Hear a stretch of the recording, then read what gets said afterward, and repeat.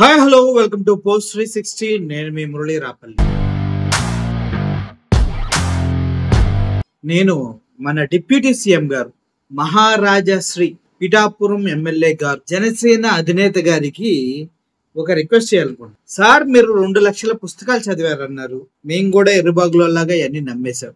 ఏం చేద్దాం, 2 లక్షల పుస్తకాలు అంటే మనిషి జీవితమే రోజుకు ఒక పుస్తకం చదివినా కూడా 20-30 వేల కన్నా ఎక్కువ చదవలేము. అటువంటిది మీరు 2 లక్షల పుస్తకాలు చదివారంటే మేము నమ్మేశాం, ఎర్రోళ్ళమయ్యాం. ఓకే, వదిలేద్దాం సార్, అది పక్కన పెట్టేద్దాం. ఈ రోజు మీరేదో పాపం మహానాడు గురించి ఒక లెటర్ రాశారు. అందుట్లో ఒకసారి చూసుకున్నారు, మీరు రాసేటప్పుడు ఏం రాస్తున్నారు అంటే, మనకి పొలిటికల్ నాలెడ్జ్ ఎలాగా లేదు, మన జ్ఞానంగా పొలిటికల్ లో ముందుకెళ్తామనే నమ్మకం అయితే ఎవరికీ లేదు. 10 నిమిషాలు మాట్లాడితే అందుట్లో 250 తప్పులు ఈజీగా దొరికేస్తాయి. ఆ తర్వాత మనకి ఎక్కడన్నా పొరపాటున అంకెలు కోట్లలో కనుక కనిపించాయి అనుకోండి, అది చదవడానికి మనం అలా తడబడిపోతాం. సో ఇటువంటి క్రమంలో మీరు ఈ లెటర్ రాస్తున్నప్పుడు తెలుగులోనే కదా రాశారు, తెలుగులోనే కదా విషెస్ చెప్పారు. కనీసం ఆలోచించి ఏ సినిమా ఎవరు చేశారు అన్న నాలెడ్జ్ కూడా మీకు లేదా? సినిమా ఇండస్ట్రీ వ్యక్తే కదా, పొలిటికల్ అంటే బెబ్బే మెమ్మె మనకేం రాదు. సినిమా ఇండస్ట్రీ వ్యక్తే కదా, కొద్దిగైనా ఆలోచించాలి కదా. ఏం రాశారు సార్? మహానాడు ఒక చరిత్రాత్మక రాజకీయ వేడుక. మహానాడు ఎందుకు జరుగుతుందో మీకు తెలుసు అసలు? ఎప్పుడన్నా మహానాడుకు సంబంధించిన హిస్టరీ చూసారా? మహానాడు ఫస్ట్ లో మామూలుగా జరిగేది, ఆ తర్వాత హుండీలు పెట్టి డబ్బులు కలెక్ట్ చేయడం కోసం మహానాడును వాడుకున్నారు. ఆ విధంగా హుండీలు పెట్టి డబ్బులు కలెక్ట్ చేసినప్పుడు ఎన్టీ రామారావు గారు డైరెక్ట్ గా దాతలు ఎవరైనా ఉంటే ఆ హుండీల్లోనే డబ్బులు వేయండి, ఎవరికి ఇవ్వద్దంటే ఆ మహానాడు అయిపోయిన తర్వాత చూస్తే అప్పట్లోనే 60 లక్షలు వచ్చినాయి. అప్పట్లో ఆ సంస్కృతి డబ్బుల కోసం అప్పటి నుంచి పరంపర కొనసాగుతూనే ఉంది. ఆ విషయం మీకు తెలుసా? తెలీదా? తెలియకపోతే సార్ మీకు ఒక వీడియో పెడతా, అది చూడండి. ఓకే, డబ్బులు లేకుండా రాజకీయం చేయటం అనేది సాధ్యం అనేది మేము విశ్వసించి వచ్చినటువంటి వాళ్ళు. చంద్రబాబుకి ఏంటంటే అది జీవనం కాదు ఆయనకి. ఏంటిది అంటే జీవనం అంటే మన రాజకీయాల జీవనం కదా. అలాగే ఇప్పటి వరకు చూసుకుంటా అదే కదా, ఏదైనా చేయగలడు. దాన్ని రాజకీయం కోసం ఏదైనా ఏ రకమైనటువంటి ప్రయత్నం కానీ, ఏ రకమైన సాహసం కానీ, ఏ రకమైనటువంటి ప్రక్రియ కానీ ఆయనకి అలవో కాదు. అంటే మీరు ఏదో పరోక్షంగా పరోక్షం అంటే ఇంకా డైరెక్ట్ గా చెప్పమంటారు. చెప్పమంటారు మీరు అన్నదాన్ని అర్థం జనానికి అర్థమైతే ఏ రకమైన అంటే అంటే అటుకుల పని కూడా చేస్తారా? అటుకుల పనులు అంటే ఏం చేయకూడదు అని దాంట్లో ఇలాంటి డబ్బులు కలిసి పెడతాం ఇష్టం మొదలే జరుగుతా ఉంది కదా. ఇప్పుడు సపోజ్ ఉదాహరణకి మహానాడు జరుగుతుంటే పార్టీ అధికారంలోకి వచ్చింది కదా. పార్టీలోకి అధికారం వచ్చిన తర్వాత జనం అంతా రామారావు గారి అభిమానులు ఉన్నారు, ఓట్లు వేశారు. ప్రతి సంవత్సరం మహానాడు ఎందుకు జరుపుకోవాలి అసలు అనేది నా ఆర్గ్యుమెంట్. మహానాడు జరుపుతాం అంటే డబ్బు ఖర్చు, మళ్ళీ జనాలను మొబిలైజ్ చేయటం, జనాలను ఇబ్బంది పెట్టడం, ఇవన్నీ ఎలక్షన్ ఇయరింగ్ లేకపోతే 3 సంవత్సరాలకు 2 సంవత్సరాలకు ఒకసారి పెట్టుకోవటం అనేది జరుగుతుంది. వీడియో మహానాడు ఏంటంటే మినీ మహానాడు అంటారు. అంటే ఏంది, కాంగ్రెస్ లో ఏంటంటే ఒక ఫంక్షన్ ఉండనుకోండి, ఎవరినో నాయకుడు వస్తున్నాడు అనుకోండి, నాయకుడు వస్తున్నాడని చెప్పి ఇక్కడ లోపల ఊరి మీద పడతారు, డబ్బు కలెక్ట్ చేస్తారు. బ్యానర్లు కట్టాలి, భోజనాలు పెట్టాలి, లేకపోతే టెంట్లు వేయాలి అని చెప్పి డబ్బులు కలెక్ట్ చేయటం అంటే డబ్బులు దానికి సంబంధించిందే కాకుండా ఎక్స్ట్రా కూడా కలెక్ట్ చేసుకుంటాం. ఇలా డబ్బులు మహానాడు అనేది ఊరి మీద పడేది. ఇది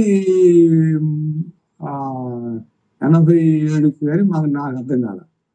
ఏదో జనాలు వస్తున్నారు, వెళ్తున్నారు, తీర్మానాలు చేస్తున్నారు, పోతున్నారు అనుకున్నా. కానీ 87 రామారావు గారు ఏం చేశారు, మొత్తం అంతా తీసుకొచ్చి నా దగ్గర ఉండిలో పెట్టండి, ఎవరికి ఇవ్వని చెప్పి అనౌన్స్ చేశారు. వచ్చిందా మీకు?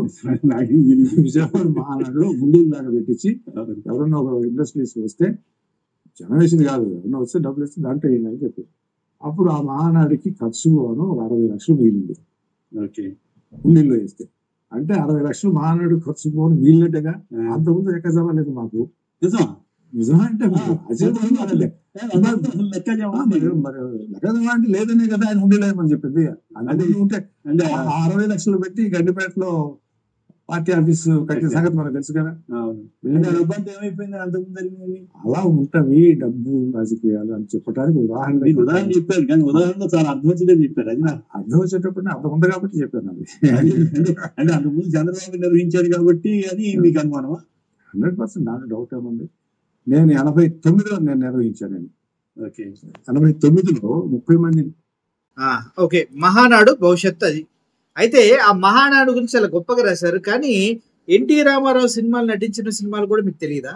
మరి మీకు సినిమా నాలెడ్జ్ లేదు, బుకిష్ నాలెడ్జ్ లేదు, పొలిటికల్ నాలెడ్జ్ లేదు, కేవలం వెర్రవేగటాలు, అసత్య ప్రచారాలు చేయటాలు, అడ్డగోలుగా మాట్లాడటాలు, ప్రామిసులు చేయటాలు, ఇయేనా సార్? మహానాడు ఈ పదం విన్నా చదివినా వెంటనే గుర్తుకు వచ్చేది తెలుగుదేశం పార్టీని. అంతగా తెలుగువారి గుండెల్లో స్థిరపడిపోయింది ఏటా జరిగే మహానాడు వేడుక.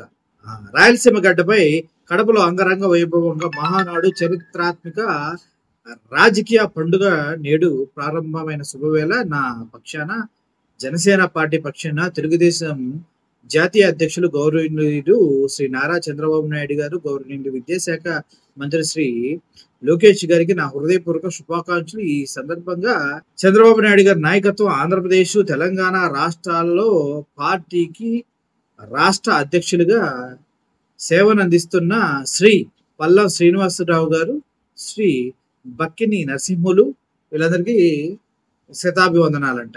ఓకే, అయిపోయింది. ఆ తర్వాత ఈయన పక్కకు వచ్చాడు సార్. తెలుగు జాతి గర్వించదగ్గ మహనీయుల్లో తెలుగుదేశం పార్టీ వ్యవస్థాపకుడు ఆంధ్రప్రదేశ్ మాజీ ముఖ్యమంత్రి నందమూరి తారక రామారావు గారు 102వ జయంతి సందర్భంగా ఆయనకి నా హృదయపూర్వక నీరాజనం. ఎన్టీఆర్ గారు తెలుగు సంస్కృతిని, సినిమాను, సమాజ సేవల్లో తనదైన ముద్ర వేశారు. మాయాబజారు, మిస్సమ్మ, సంపూర్ణ రామాయణం వంటి చిత్రాల్లో అజరామర నటనతో స్థిరస్థాయిగా నిలిచారు. ఇక్కడే పెద్ద బొక్కుంది. సంపూర్ణ రామాయణం, అందులో ఎన్టీ రామారావు గారు ఎక్కడ నటించారు సార్? సంపూర్ణ రామాయణంలో ఎన్టీఆర్ గారు ఉన్నారా? ఒకసారి గూగుల్కి వెళ్ళి అడగండి, గోపు మీద గుయ్యి అని కొట్టింది. అసలు సినిమా వ్యక్తి అయ్యండి, సినిమా నాలెడ్జ్ కూడా లేదా మీకు?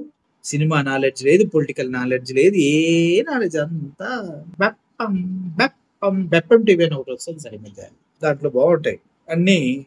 ఐబొమ్మనే పెప్పం చేసినట్టున్నారు. ఓకే, సమాజమే దేవాలయం, ప్రజలే దేవుళ్ళు. మరి సమాజమే దేవాలయం అన్నప్పుడు దేవాలయంలో మందును ఎందుకు ఏర్లా పరిస్తున్నారు?